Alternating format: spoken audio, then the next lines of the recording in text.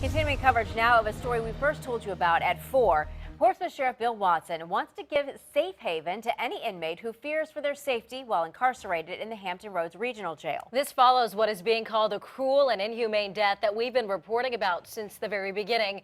Andy Fox has the sheriff's unusual invitation. Andy. Yeah, very unusual. Today, Sheriff Watson told us he wants to send a message to inmates and to inmates' families, and it follows a court order where 4 inmates at the regional jail are asking for protection. It's a shame.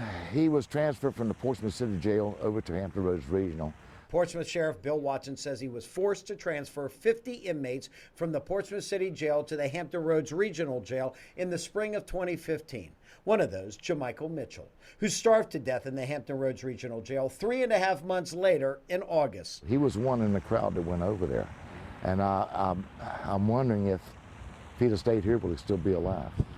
You know, that's the thing. That bothers me. Sheriff Watson, well aware of the criticisms against the regional jail, inmate complaints and inmate family complaints too. I feel like if they're being harassed or they fear for their safety, they're welcome to come to the safe haven of the Portsmouth City Jail. The state police have now opened a criminal investigation into Mitchell's death that will examine, among other things, the jail environment and staff personnel. There's some people over there right now that they say that's being harassed by the guards. And you have to understand, these correctional officers are guards. They're not deputies, okay? They're not law enforcement certified like we are. It should be noted, the sheriff gets more funding the more inmates he has in his jail, and he makes it sound like it's an easy thing to do to transfer them. Have them transferred back here. It's not rocket science, just tell them we want them back. And if the Hampton Roads Regional Jail doesn't want to give them up, why is that?